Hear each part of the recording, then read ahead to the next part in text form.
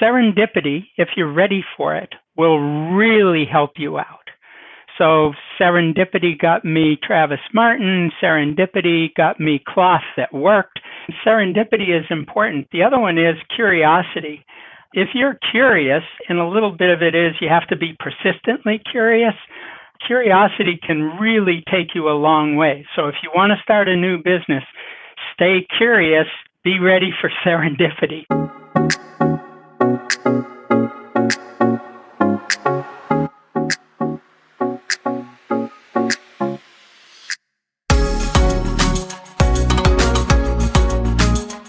Welcome to the Vertical Farming Podcast, weekly conversations with fascinating CEOs, founders, and AgTech visionaries. Join us every week as we dive deep into the world of vertical farming with your host, Harry Duran. Vertical Farming Podcast Season 2, welcome back. I'm your host, Harry Duran. If this is your first time listening, I'm sure you're in the right place. This is the show where we interview fascinating CEOs and founders of the leading vertical farming companies from around the world. In case you missed last week's episode, it was a really fascinating conversation with inventor and founder of Ceres Greenhouse Solutions, Mark Blinke. If you haven't listened to it, I highly recommend you check it out. This week, I get to speak to Ed Harwood. He's the Chief Science Officer at AeroFarms. AeroFarms' mission is to grow the best plants possible for the betterment of humanity. With over 40 years of agricultural and engineering experience, Ed founded GreatVeggies before transitioning to AeroFarms. And in this episode, we cover a wide range of topics. We start off with Ed sharing some new hobbies he's picked up during the pandemic, the benefits of living in Ithaca, and his affinity for poker and reading. We learn what sparked Ed's interest in biology, agriculture, and AgTech, and lessons he learned from founding GreatVeggies, and the path that led him to AeroFarms. We dig a bit into the operations and learn the importance of the SOPs he's put in place and obstacles he's encountered as he transitioned into the role of CSO. He covers the difference between aeroponics and hydroponics and the pros and cons to both, and advances in aeroponics technology that he's witnessed throughout his years at AeroFarms. We learn also why AeroFarms places such an importance on taste. Lastly, we learn about the work Ed's doing with schools in New York and New Jersey to combat food deserts and to improve access to food ed, touching upon the Lettuce Project initiatives. This episode is brought to you by Ceres Greenhouse Solutions. Ceres combines smart greenhouse design with customized climate control technology to build sustainable grow environments for year-round production. They work with their customers and clients every step of the way, from helping to secure funding to providing growing data. Whether you're a commercial entrepreneur, an educator, or someone looking for a rewarding hobby, visit ceresgreenhousesolutions.com. That's CERES greenhousesolutions.com to get started on your greenhouse goals. So much to cover here. Let's get into it. So Ed Harwood, Chief Science Officer at AeroFarms, thank you for joining us on the Vertical Farming Podcast. Hi, you're welcome. So Ed, one of the things I'm always curious about, given where we are, date stamping this December 2020, a year, many people will say is a year to remember. I'm wondering if you've picked up any new hobbies during all this time we've had to be at home. Actually, it's interesting. I've experimented with moving to 3 days a week. Okay. And the idea is that I could maybe explore some other things that would show up in retirement. But my role in the company is so exciting. I haven't been able to let go. I was supposed to work 3 days a week, but I find myself, I'm cutting back a little, okay? But for the most part, I love it. So, yeah. And so where's home for you now? Ithaca, New York. I'm not too far from Cornell.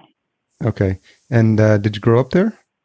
No, I actually grew up in Massachusetts, went to school in Colorado and Wisconsin, and then ended up here working for Cornell University for almost a decade.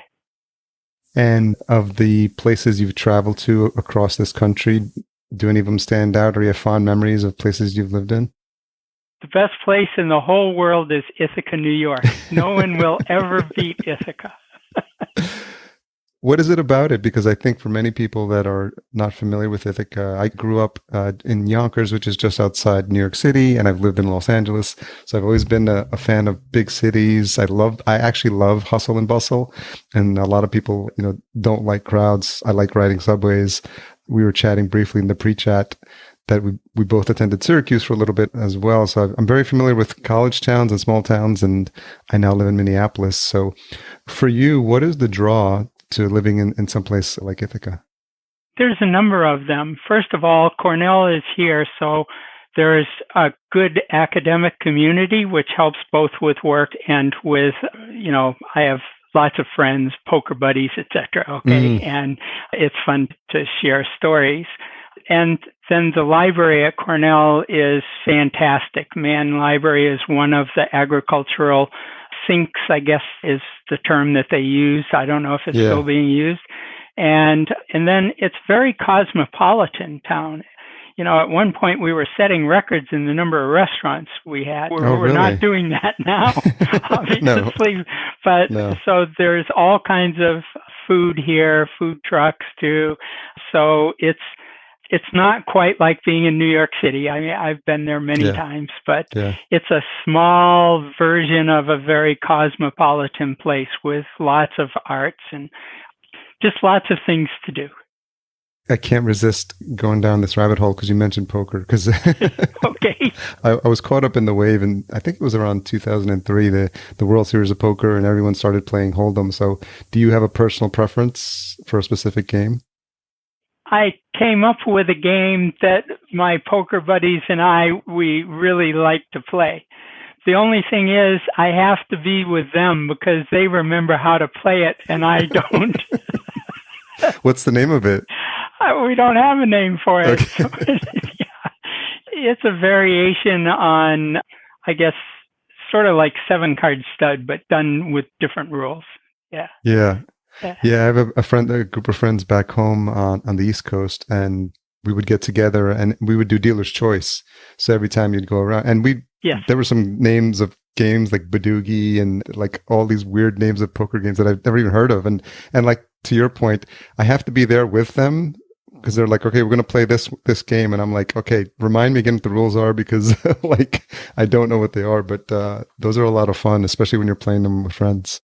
Yeah. When we first started out, one of us had a book on poker, types of poker. And so he expanded our horizons a lot. Yeah. Sort of like what you're saying. Yeah. It's an interesting way. It was a big wave for a while, and I think I was actually watching the World Series of Poker on TV and fascinated by it. What I love about it the most is how you can continue to just get better and better at it, and I love the ability to play against another human being, and so I love that. I don't get the same effect, doing a slot machine or roulette or anything like that when I go to casinos. I have to be playing against another human being, which I love.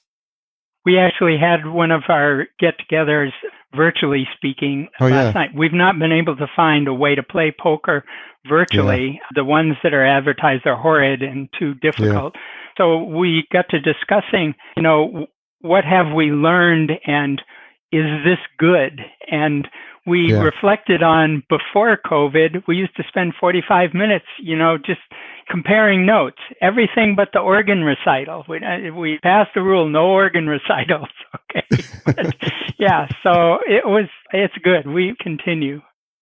Yeah, I think we did something similar. We connected via Zoom so we could see each other's face. And then we used PokerStars or they had a way to create a private room, and then we would all be able to log into the private room. It's so funny because it would seem like the one software or tool or app that's a killer app that would need to be created around this time. I did hear a couple of people from the startup community, one of these guys who had a successful exit from his company, he bought the Oculus Rift VR sets. And apparently he sent them to 10 of his friends and they all have this VR set on and they're playing poker. And apparently in the room, you can like feel like you're in the room with the person. And when you throw the chips in, you can see your hand move and you can like light your friend's cigar. And it's pretty wild what he was describing. So, I may have to look into that.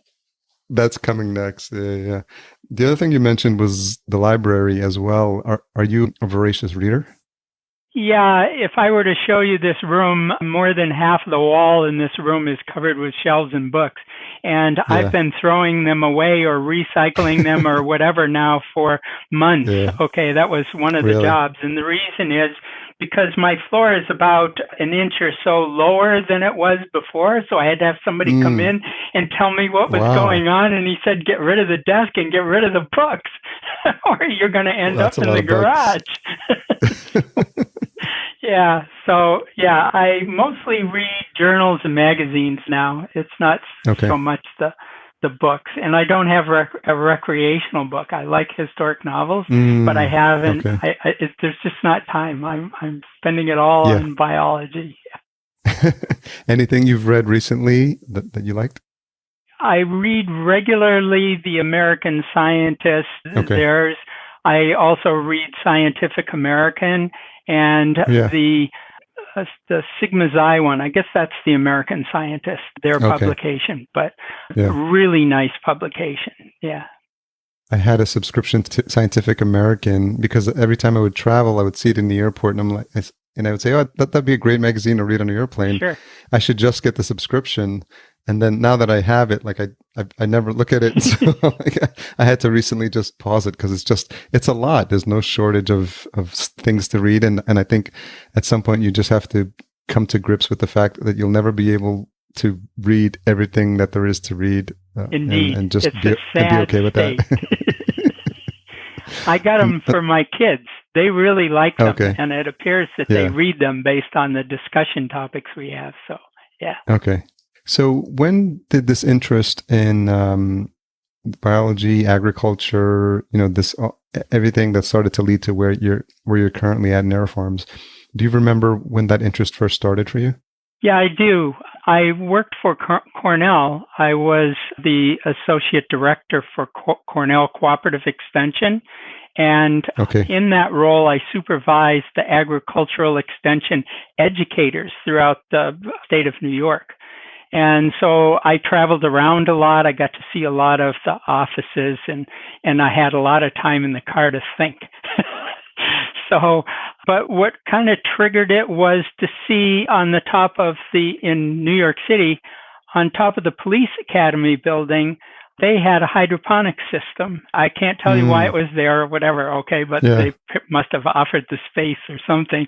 Yeah. And I was just intrigued because in my background was a lot of dairy science, dairy equipment, plumbing and moving fluids around and doing all that kind of stuff was very familiar to me. So now I see it growing plants. And although, I PhD in dairy science, I'm a long ways away. I mean, cows eat plants, right? But I didn't know much about plants at all. So I had a lot of learning to do. So I spent time learning about that. Also driving along the interstate, noticed all these vacant buildings. And I wondered, why should pigeons be paying the rent? Why couldn't I, be growing plants? And there's some good reasons why it didn't end up that way. But those kind of thoughts all kind of coalesced into, I got to know more about this. What were you finding in those early days about the industry? Because I think people are getting more and more awareness about vertical farms, but AeroFarms itself has been around, I think, most close to 12 years now. And there have been other companies that have come and gone. And so what were you seeing that was intriguing you and pulling you in further into the industry?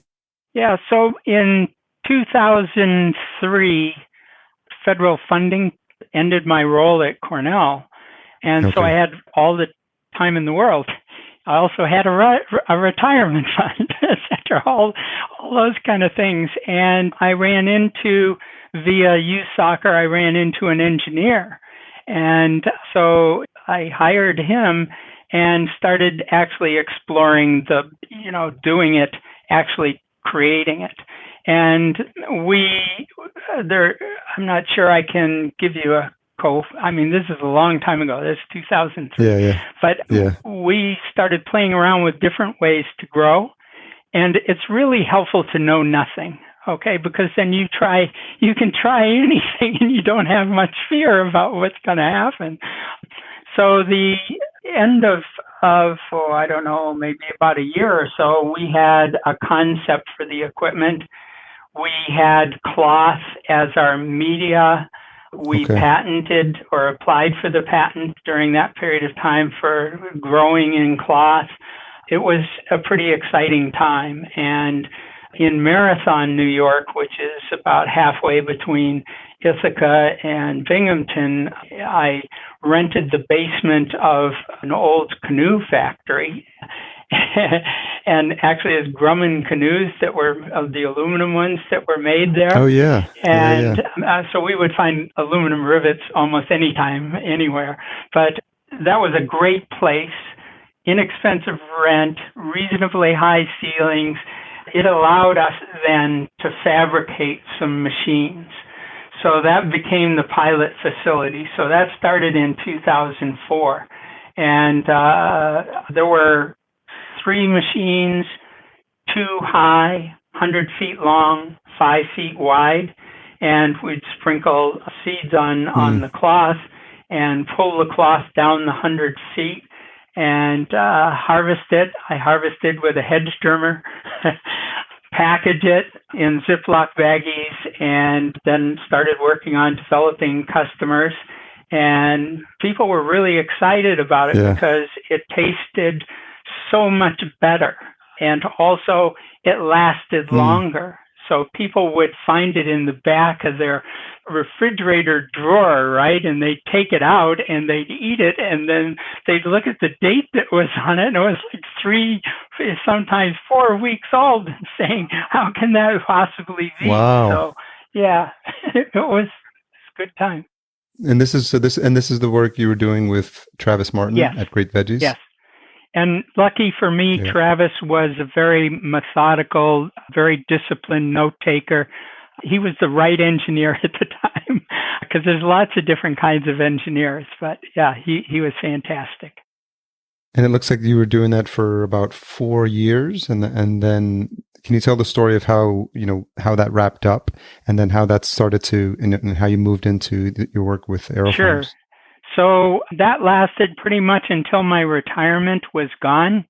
And although I was selling, and I was selling all that I grew, it wasn't enough to pay the bills totally, and for both the business and at home. And so I went looking for money, and I was unsuccessful at doing that. People said this will never work.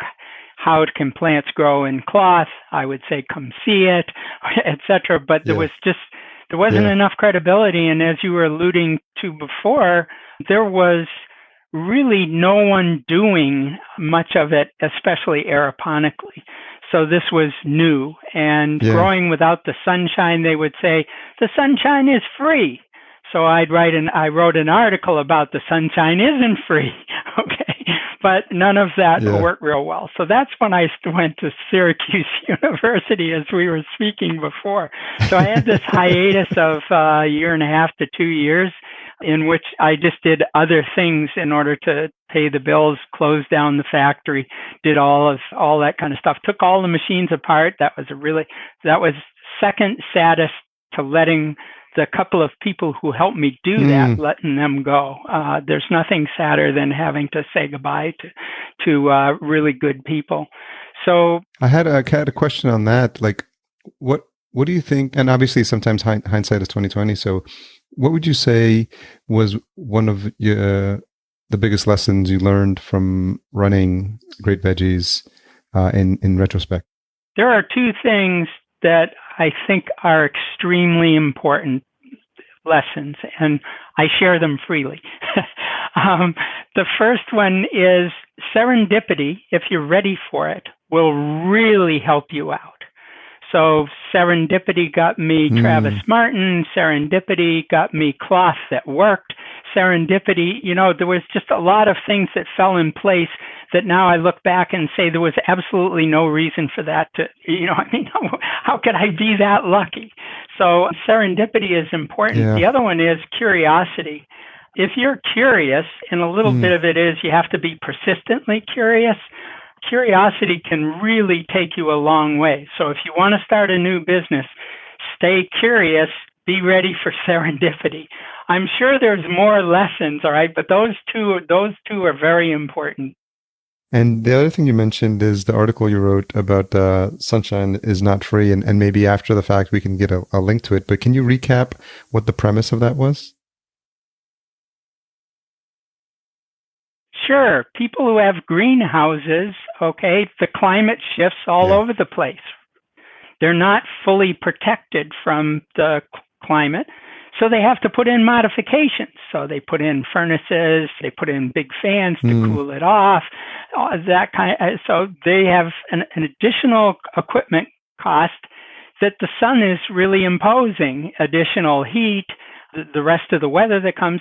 And then guess what? The lights go off when you don't, they come on, they go off, they come partially, they come, if you look at a graph of that, it doesn't, so what are people doing now? They're buying supplemental lighting for their greenhouses to get the same DLI every single day. So I figure, shucks, if I'm going to make the CapEx investment and the OpEx, I might just as well give up on the sun, because all those other things are just, they're not helpful.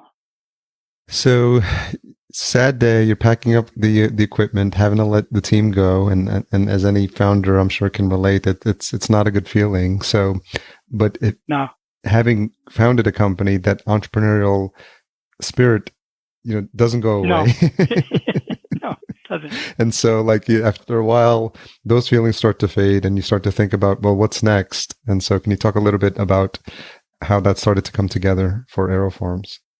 Yeah. So after that little hiatus of school and some other things that I did to get through that span of time in which I couldn't raise the funds and whatever, while I was at Syracuse, a fellow persistently called. And he said, please don't hang up. He said, I am a venture capitalist. I think you're the future of agriculture. That was like the first part of the conversation. So he had my attention 100%. Had you had experience working with VCs at that point? A lot of them? Or no? Never before. Okay. No. And actually, he was probably right to tell me not to hang up. But remember, I'm about curiosity and serendipity, so I probably wasn't going to anyway. But no. But they had sort of this not so good image, right? They were sort of like the ones that come in and steal your business. Okay.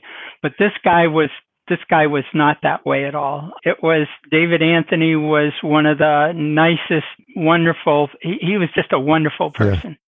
Yeah. And did you feel like that was a good partnership and the right person to build what you had? Because I imagine there was so many lessons that you learned, technologies that you tried, the aeroponics that were working. So you got to test and iterate a lot when, in the previous work you were doing at GreatVeggies. So were you ready to really now put all those lessons to use and try something new and excited about the possibilities of what you could create? Yeah, I think we connected at the right time. His specification for me is if he was going to fund me, I would have to sell the equipment. And I was not afraid of taking that on because when I worked in the dairy equipment industry, I had a number of roles, but I became very familiar with dealerships, regional sales management, all the marketing, sales, engineering, all of that, because I was a product manager and had a product line. So you kind of have to touch all the pieces. So I was not afraid of taking on that role. So we set things up to do that. I went back into the Marathon facility, but this time without those other machines. Now I had to come up with machines and hire people to fabricate machines. And the idea then, I think this was pretty cool.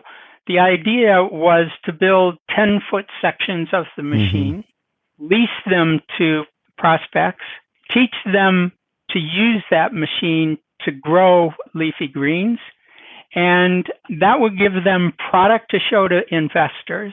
It would teach them how to operate things and make plants grow. And so they would come away after, I think we allowed them 2 months. 2 months was the limit of the lease, and then the machine had to go to somebody else, the next stop. But in that 2 months, they were pretty well equipped to buy a whole farm from us and all that. The only difficulty is, as my board at that time said, Ed, you made it too easy for them, because most of them said, Ed, we're not going to buy this from you. This is too easy. We're going to build our own, and we're going to use your methods and your SOPs and all the rest of that. And that was, for me, especially in one case, was just, wow, how can you do that? It's like you get the rug, people talk about the rug being pulled out from underneath you. You know, I think I split my head when I hit the floor. It was bad.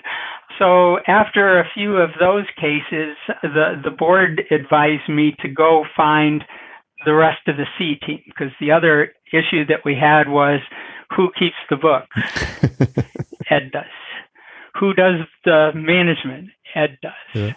Who's, everything they asked, for the most part, Ed had to raise his hand, and they said, capital does not like to invest in something that only has one guy who's, if he gets run over by a truck tomorrow, the company's pretty much dead in the water, except for I had all those disciples out there. Whatever. The idea of a single point of failure, right? Yes. So they indicated that I should find some additional C team members. Fortunately for me, again, a little serendipity, one of the prospects I had asked the best questions. And when you've been selling for a long time, you kind of get a feel for what's going on. Even if you haven't met somebody, you could get a feel over the phone for kind of what's going on. And they were definitely the best questions, kept doing follow-up, etc.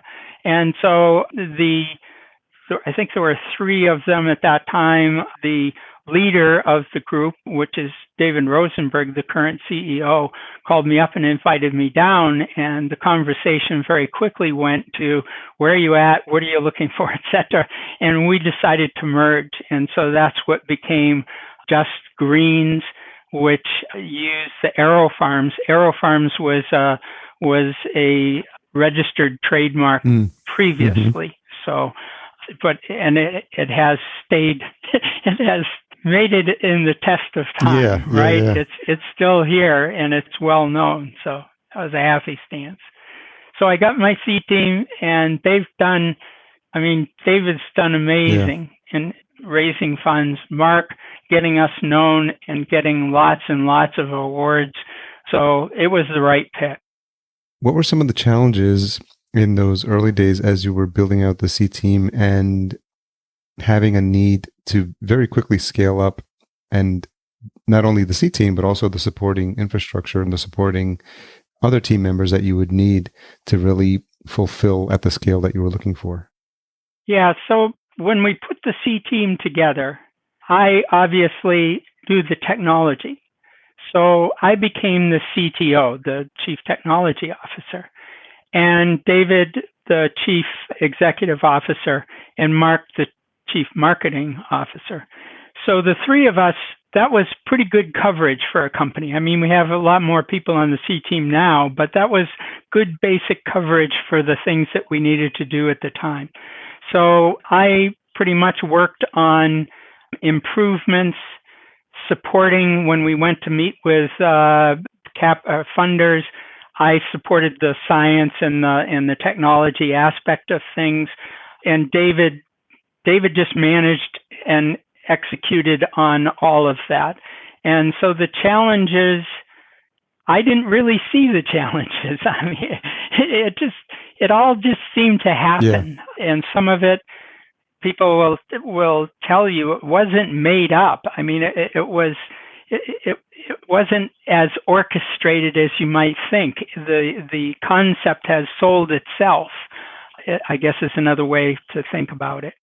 And some of the work in your role as CTO was working on automating the prototypes for harvesting and cleaning, and improving just the methods in which you did the work within the buildings. Did you feel that because you had a lot of these other management type tasks off your plate, that you sort of had the headspace to get your thinking cap back on and solve some of these challenges? So that's a bit of a loaded question in the following way, okay? It's really hard when you've been that one person who has all the answers and whatever you say is what happens, okay, it's hard to begin to share that, right? So I had to keep telling myself, David's the CEO, he's responsible for this. Mark is doing this, and I need to do what you're saying. I needed to focus on improving the equipment, improving the processes, writing the SOPs, just kind of populating the growing processes, the harvesting processes, the safety protocols, all that kind of thing. So that was, I didn't, after a while, after you write 100 SOPs, okay, you're in it. Yeah. So, yeah. Well, it's interesting because that's actually something that's near and dear to my heart. And for the listener, an SOP is a standard operating procedure. And it's something, there's a book by Sam Carpenter, Work the System. And that's where I learned the concept. Did you learn that at Cornell, or where did you pick up the importance of writing standard operating procedures, which ensures really that repeatable processes get done the same way every single time? Right. Yes. And because the whole idea here is to do something consistently so that the customer gets the same product over and over and over again, no matter what time of the year. And by the way, that's harder to do under the sun. But so I'm not sure exactly how I learned how to do SOPs. It kind of comes with doing a lot of writing anyway. So when I was a product manager, I had to write a lot of things. I don't remember many of them being SOP-ish, but you have to write a lot of stuff. So I think just writing, and it seems natural to, like you're saying, to control things properly, you need to have written instructions. So I think it's something that entrepreneurs don't think about a lot. And sometimes when they're solopreneurs, they think, well, why am I writing it down if I'm the only one doing it? But if you ever have visions of like growing your team, you're going to be thankful that you did put in that work. And it's really a test the moment you hand over an SOP to someone to do for the first time. And then you just sit back and see, did it work, and how much of it got done, to the specifications. And I have a couple of VAs in the Philippines, and I always say that if they get something wrong, it's my fault, not theirs, because I obviously didn't make the instructions clear enough. So I think that's helpful to know. Yeah, and when it's written down, you can edit it. Yeah. It becomes a more dynamic thing. Yeah. Whereas if it's just in your head and you're telling it, it's dynamic every time. Yeah. So it's not, As you transitioned in 2013 from the technology to more of the science, what were some of the new set of challenges that you were tackling as Chief Science Officer? Okay, so my PhD is in dairy science, so I couldn't call up. I mean, a lot of the people that work for me had PhDs in, biology, or PhDs in horticulture, or PhDs in things that were much more relevant. Okay, so that was a bit of, I had to learn it. Okay. And I like books. We talked about that. So I have one section of the bookcase, and I read most of those texts, became familiar with, first of all, who are the people in academia who are doing most of the work. And that's been a very important addition to things. So CTO doesn't necessarily think about that, but a CSO does. Okay. I want to know all the people in the United States or internationally who are working in this area, doing research in this area. I guess, so the biggest challenge really was to truly become the science part of it as opposed to the technology part of it. Although one would think they'd be integrated and should be integrated, but they're different. It's a different mindset. So now I happily bathe myself in papers and journal articles and whatever else. It's a good thing you like reading. Yeah. Can you talk a little bit for the listener who may not understand the specific difference of aeroponics and the technology versus traditional, the plants sitting on top of the water technology, hydroponics, and, explain a little bit of the pros and cons? Sure. So hydroponics is work with water, hydro and ponics, and that kind of boxes things in. So as opposed to growing in soil, you now move to soilless culture. And I think of it as being broken up into three different parts. So hydroponics includes aeroponics, in which the roots are sprayed. Mm-hmm. It also includes ebb and flow. There's other names for it, but that's really where you flush some water down. Most of the ones you see now are tubing, Yeah. and that wets the roots, and then you can't do that constantly. To the reason for that in a moment. And then there's another kind in which you float rafts on ponds of water. So in all cases, if you don't have sufficient oxygen with the water, the plants will die.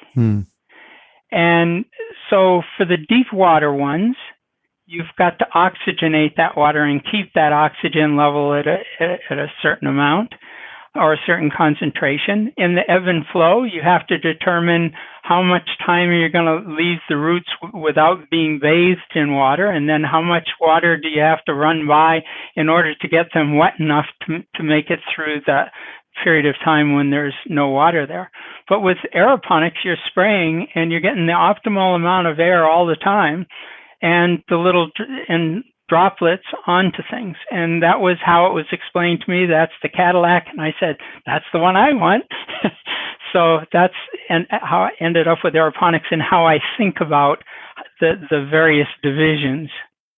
Do you remember when you first heard about aeroponics? Good question. Probably was in that 2003, 2004 timeframe. Okay. And I'm curious how improvements happen with all these types of technologies. There's the improvements now with LED lighting and efficiency. I'm wondering what you've seen either as CTO or even CSO or just watching the industry. How have you seen specifically related to aeroponics, the industry evolve? Yeah. The biggest evolution for me was in lighting, and the biggest ahas came from lighting. Most of the rest of the mechanism along those three lines of, let's say, hydroponics was fairly well developed. Hydroponics has really been around since Babylonian times, is sort of the way they talk about it. Okay, not maybe as industrial as we're currently doing it. So in lighting, though, I don't think people thought about what the spectrum had as an influence on plants, or the intensity, what impact did it have on plants. And so if you look at the sun gives us a different light in the morning, different light at night. This is another one of those reasons why the sun is so uncooperative. So if you understand what the spectral needs of the plant are to give you the chemistry that you want, then you can manipulate the plants to become little factories of stuff that's valuable. If you understand the intensity of that lighting, you can avoid some of the anomalies that people run into when they have a hydroponic system. So those two things, and that was another learning curve for me. I mean, that's even foreign to people with PhD in horticulture don't really spend. I'm sure they do now, but don't spend a lot of time in the lighting aspect of stuff. And we have not learned all of it yet. It'll be another several decades before we have that aspect of things sorted out. Interesting. One of the things that AeroFarms talks about a lot is the focus on taste, and I'm wondering if you could talk a little bit of why. Obviously, that's important for anyone growing produce, but what AeroFarms' perspective is, and why that's important. Sure, taste is almost everything. It's the reason the customer comes back. If you can impress a person's palate, they'll keep coming to find you. And that's difficult to do if you don't understand what promotes that great taste. So I think of it as the organoleptic properties of the plant. So it's the visual, it's the sound, and the sound is the crunch. So we like our veggies to be crunchy. We don't want them to be flabby, right? So especially in leafy greens. Yeah. So that's the sound part of it. And then there's the taste, the chemistry that goes along with it. And a part of that is also the smell of it. So all the organoleptic properties are important. They can all be manipulated, and they all are pretty much plant chemistry oriented. So if you play around with a plant, give it what it needs or what you want to give it to end up with a certain property of it, then you can create something that tastes great and people will keep coming back. The other part is if you understand what causes arugula to be peppery, then you can make it really peppery so that some people gag on it. Or you can make it medium peppery or maybe not so peppery. Yeah. So you can begin to govern things and give people sort of the flavor and taste that they want. That's definitely a 10-cent word, organoleptic. I'm going to try to pepper that into my conversations now. And it's important because I think at the end of the day, when it arrives on people's plates, they want to have a good experience with it. And all those senses need to be firing because it almost creates a memory for you. Like I had someone ask me one time, what's your earliest smell that you remember, like ever?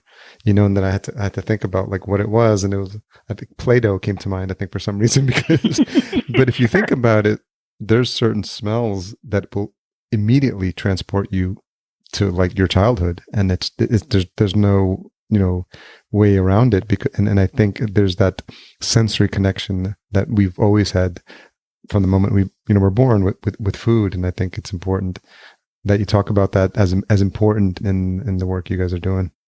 Yeah, and Mark, the CMO that I was speaking about before, he's very knowledgeable about all of that, and obviously, let's say, supporting and encouraging the consumer's view of that. Mm-hmm. Why do you need better tasting? Just so people, so that you have words to resonate with all of it. Yeah. So someday maybe we'll have a sommelier of leafy greens. My high bar back probably better than 10 years ago for the company was to have people come into the restaurant, and when it comes time to order your salad, you order it by specifying the greens that you want, not the salad dressing. Yeah. And you don't order salad dressing. Yeah, any food connoisseur or salad connoisseur will tell you that's just how you mask and completely destroy the actual flavor when you're trying to hide the fact that it's not quality leafy greens. Yeah, it has to be that they're covering something up, right? Because if you have good tasting leafy greens and a variety of them, it's incredible, the whole taste aspect of it. Yeah. I wanted to go back a little bit, and one of the things that was important for you was the work you did you worked with schools in Newark, New Jersey. Yeah. And can you talk a little bit about that and why that initiative was important for you? Sure. So I had some other prospects besides David and Mark, and these were fellows who, during the economic downturn, ended up leaving Wall Street, and it was pretty amazing at that time how many people were running around with money looking for a place to put it. Okay. Yeah. And so they came to me, and they wanted to do something in the school that would give children a better sense of agriculture, a little bit better sense of food. And as it turns out, at that time it was called St. Philip's Academy on Central Avenue in Newark. And their focus was really healthy children. So they spent a lot of time in almost every subject had something about food and diet and the rest of it in it. And so they wanted to rent a unit to put in the school to accomplish this. And so we went down and installed it. We had to take an elevator to the fourth floor. That brought back some design considerations in terms of building something that we could pull that off. But we did. We built it in the science room on the fourth floor. And the science room also had a kitchen, a lot like a teaching kitchen, and that all worked out really well. And I was, I thought this was great. Okay. Again, I liked kids. I thought this was very appropriate, and I liked the lessons that could be learned. The actual unit that we put in back in 2009 or 10, okay, is still there. So it's a decade old, and the students are still operating it and growing leafy greens that go into their salad bar. Now it's now moved down into the cafeteria because they thought everybody in the school ought to have a view of this. And so the students run it, and harvesting that what they harvest goes into the salad bar. So there's only about 30 feet difference, okay, distance between the farm, if you will, and the salad bar. So I have the closest farm to a salad bar as anywhere in the world. Now, other people are doing that same kind of thing. I've talked to people who have growing units inside of a restaurant, and they say that's a real great attraction to have. But having it in the school is cool. They've done some really kind of off the wall. See, they don't know a whole lot about plants either, like I did. So they're free to explore whatever they want. So some of their experiments have been very interesting. And what I like about that is this education that I think is going to be needed on a really large scale, because I think for so long there's been a disconnect between people's understanding of where their food comes from, and that happens both with vegetables and produce, but also obviously with meat. And I think what's happened with the pandemic is an awareness of, having a presence in food deserts, or having local access to fresh food. And in the conversations that I've been having on this show, I think it's clear that everyone sees that as important and a growing need. And I think I've had a couple of conversations where they're saying the more companies that are working on this problem, the better, because it's almost like an all hands on deck moment with the need that we're having. And I'm wondering what your thoughts are, because I know there's some work that AeroFarms has done. You partnered in Jersey City. I think you're doing some work addressing specifically food deserts and access to food. Yeah, so AeroFarms is definitely interested in doing that. It has a lot of value, even direct value to the company in terms of how people view our company. And so it has value there. I think that it's important to restore something. I think it's well accepted that around fourth grade, but parents and teachers are pretty well beat curiosity out of the students. So, and when I was at Syracuse doing that, I did some teaching and some experimentation with students, and I would ask them, so what did you see on the way to school? And they had no answer. I said, you didn't see leaves changing color? You didn't see squirrels picking up nuts and chipmunks and you saw no wildlife, even though most of them walked to school. Okay. Yeah. So curiosity is, I think, an opportunity here. You're given something and you can voice your curiosity. Will wooden blocks stop the algae from growing in the machine? Who knows? Yeah. Okay. Turns out it didn't do too bad.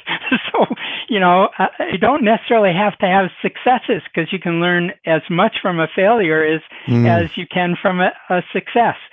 So PAC's Phillips Academy Charter School, which is the name now, has done a wonderful job at, instilling curiosity, instilling the idea that you need to take care of yourself, and providing opportunities to learn about nature and growing and all that type of things. And I agree. I'm not sure you need to know it in as much detail as perhaps I do, but you shouldn't think that your food comes from those double doors at the back of the supermarket. That's true, yeah. And you should be able to say, oh my, when the whole Midwest is flooded, what's happening to the plants? And what does that mean? And so if you become a commodity trader, you're going to be in shock, right? If you're concerned about the environment and what's changing in it, there's some signals that are built into that. And I find that a lot of young people are interested in this thing we call climate change. One of the other initiatives that AeroFarms is partnering on is the Lettuce Project. Can you talk a little bit about that as well? The Lettuce Project? Yeah, I think it's the, I saw that was the Foundation for Food and Agriculture Research had provided a grant. Oh, yes. Okay, sorry. Yeah. So with FAR, we have done a number of things. And the first one was really exciting. It was to match up how do you grow the plants? Yeah. What environment do you put them in? What spectral properties are present in that as an important part of it? So how do we grow the plants? What environment do we put them in? And then what chemistry is then promoted within the plant? So how does it change what chemicals the plant has? And then how do those chemicals translate into what people like? So the taste comes back. So now you match up, here's the recipe to grow your radishes, here's the recipe of chemicals that creates, and here's the recipe of those chemicals that taste good or taste bad. So get rid of the bad, keep the good. And that, we're finishing it up. COVID has not been good to sort of academic exercises, but so exciting project, a lot of learning, shows sort of what the future of food could be. You can really begin to parse out all those pieces that you and I have been talking about. A couple of questions as we wrap up. Speaking of the future, when you think about where things are going to be and think about the projects that you're working on right now, what has you most excited for what this could look like, 5 to 10 years from now? Little plant factories. Figuring out how to make a plant do those kind of things that we want it to do. Because in most cases, it can do it better if we do our job right than other, let's say, more synthetic ways. And so that resonates also better with people. If that particular chemical that we're coming up with is naturally grown, I'm sure there'll be somebody who will say that's not natural. Yeah. But I think plants as little tiny factories is like, that'll drive a lot of stuff, and is. I get the sense from the way you describe it, it's almost like it's sort of like undiscovered territory. When people talk about space exploration and sea exploration and how there's so much we don't know about our planet, it seems like there's so much we don't know about how plants grow and things we can do to optimize them for our benefit. Yeah, definitely. Yeah, that's interesting and fascinating. What's a tough question you've had to ask yourself recently? Do I know enough to go into that future? So, all of us have, you can't count on what you learned in high school to get you through the next 60 years of employment. It's not going to happen. No. So, and I'm pretty good at learning new things. If you look at my career path, I've switched it up a bunch of times. So, but it still worries me. It's much more technical. Yeah. The genetics, the phenotypic aspect of things. People are using a whole language I don't understand, and that's the first thing when you want to learn about a new science. You got to learn all the vocabulary that goes along with it, or you can't read the papers. You can't understand the philosophies and you can't read the SOPs. So so it's I see that as the tough question. Am I up to that? Yeah. And maybe, do I want to do it? That's true. At a certain point, you may not want to keep going. As with every industry, there'll always be a fresh crop of new recruits and new people who are learning these new technologies, in their teens and are very comfortable. In the same way with, startups, there's people who learn a program when they're young and they're just whizzes at this. And there's some people that just gravitate towards this science and know it like the back of their hand. And I think, a lot of the companies I speak to, when they talk about hiring, they talk about data scientists and artificial intelligence and all these things that you probably weren't thinking about when you were, starting your first company. Yeah. And AeroFarms has been exceedingly lucky because we have thousands and thousands of applications for every role that we push out. Yeah. And I think a lot of that is because we're using those sciences that you talked about, we're using them on a daily basis for the good, for the betterment of mankind. So they buy into the mission. They like the fact that we're using technology and that we're doing it at a high level. So they're going to be challenged. I think all of us like to go to work if we're going to be challenged, right? Yeah. One last question based on some of the research I was doing, and you've probably heard this before, but you were mentioned in an article in the New Yorker, and the author Ian Fraser he likened your invention to the Wright Brothers. I don't know if you remember that and what you thought of that when you read that. Yeah, I like to be more modest than that. I think a lot of us have some difficulty. Ian Fraser was fun. If you ever get a chance to be interviewed by him, he's fun. Okay. Yeah. He's a great guy. One of the things that's interesting about him, he's also an inventor. Okay. And he invented something to pick the plastic bags out of trees in New York City. Wow. Okay. And so you almost immediately know if you're talking to a character, right? Yeah. And Ian's one of those. Yeah. That's interesting.